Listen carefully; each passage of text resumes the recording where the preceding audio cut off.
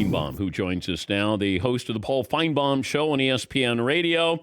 Paul's part of ESPN's exclusive coverage of the 2022 College Football Playoff National Title Game, kicking off next Monday, January 10th at 8 Eastern. Paul, is it a good thing that Georgia and Alabama are meeting again for a national championship?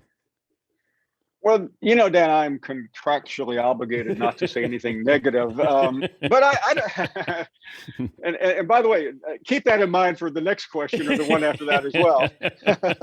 I heard the previous segment. Yeah.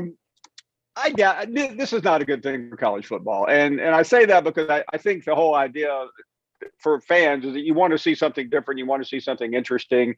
You would like to see East versus West, North versus South. So seeing a game that we saw 5 weeks ago is not probably going to light up the bars in Manhattan or in Los Angeles. But that's, what can you do about it? There's only one way to try to get around and that's to expand the playoff. It may not work, but the SEC seems to like 4. Frankly, they like 2 right now.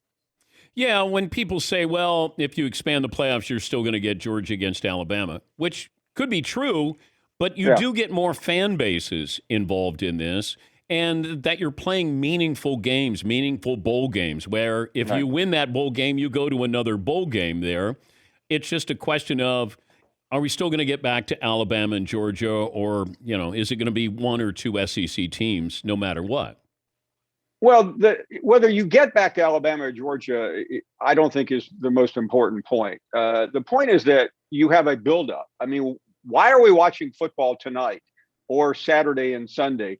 To see, whether you get a bye, to see whether you get a good seed. And to me, that's where the NFL has it over college football. The college football season, you have championships Saturday on December 3rd, and then it goes to sleep for 4 weeks. And we wake up on New Year's Eve, and then we're right back asleep again because the playoff games have been a total disaster. The stats prove that. I won't waste your time on it. And then so you go to bed knowing who's playing in the national championship game, and you wake up and guess what? You've got all day football of games that doesn't matter in the margins. But before we move on, Dan, let me remind you, I think it's Tuesday night this week. We have LSU and Kansas State in some bowl somewhere exclusively on ESPN. I'll watch it, but I didn't even thank you for the heads up. The program reminder. What is Cincinnati's loss going to mean for other non-Power 5, the next team? I think the fact that they played a better game than Michigan helps. I was there, and it was an interesting game for a while. It was not a complete annihilation. I don't think that committee next year, if they have a similar situation, is going to say, you know what, Cincinnati lost by 3 touchdowns. Let's keep them out. I think what it tells me, and unfortunately it's not telling the people that matter, is that we really do need to expand this. I felt like it was a great experience for Cincinnati. I liked having somebody new in there, and I think Luke Fickell, is one of the premier coaches. But the problem isn't Cincinnati, it's Alabama, because Alabama does this to everyone.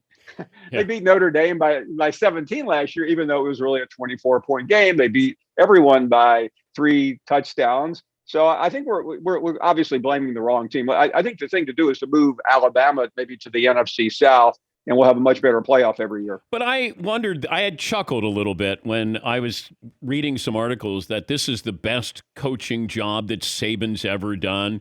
I mean, the last I looked, Alabama still has the Heisman Trophy winner. They've got 2 really good wide receivers. They got a first-round draft pick at linebacker. I mean, that's not a bad team to have if you're going to have one of your best coach. It's not like Belichick after Brady left. The cupboard wasn't bare there. So did Saban do his best coaching job this year because maybe we're not familiar with these players? I think I used to be a newspaper columnist, Dan, as you remember, and you're just trying to come up with something new to say about Nick Saban. It was 15 years ago today. I was doing local radio and TV in Birmingham. He arrived from Miami, and all the pundits said he wouldn't last. So I mean, we are struggling to find new things to say. And I came on right after the game on our network, and it was rather boring. Okay, Nick Saban going to another national championship. In case you've lost count, this is his 10th national championship game, whether it's BCS or college football playoff. And I mean, you really, I think, I mean, maybe I missed something on Krzyzewski, but John Wooden's the only guy that's come close to that, I think, in the two major sports. And he did a good job, but it's 3 straight years with 3 different starting quarterbacks. Now, 2 of those guys are starting in the NFL right now, and the quarterback before that starting in the NFL, and this year's quarterback is only the Heisman Trophy winner. So, I think that's probably you're overreaching or overshooting the runway to make that statement. I know that you're on scholarship there with the mothership, so you might choose your words carefully, but I didn't agree with Kirk Herbstreit and Desmond Howard saying that the players who opt out of the bowl games don't love football. Your thoughts?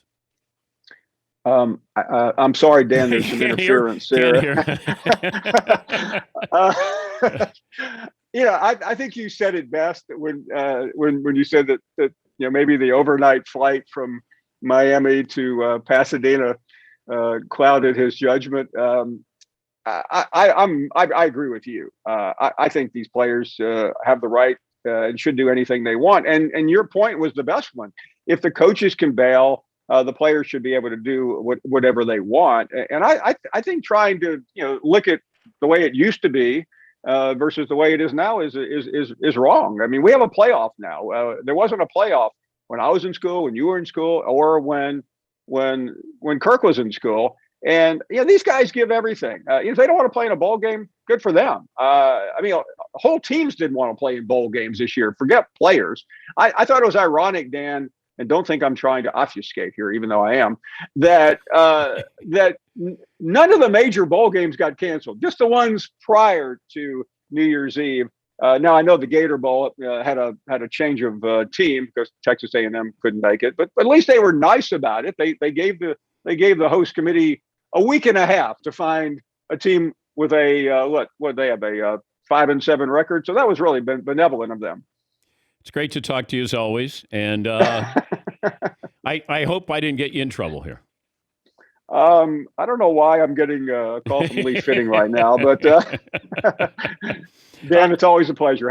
Happy New Year. I'll leave you with this. Who wins the national title game? I am leaning toward the man of the moment. That's Nick Saban, the greatest coach in history, and the guy who I read this morning in USA Today did his best coaching job. Thank you, buddy. That's Thank you very much, Paul man. Finebaum, host of the Paul Finebaum Show on ESPN Radio, the voice of the SEC.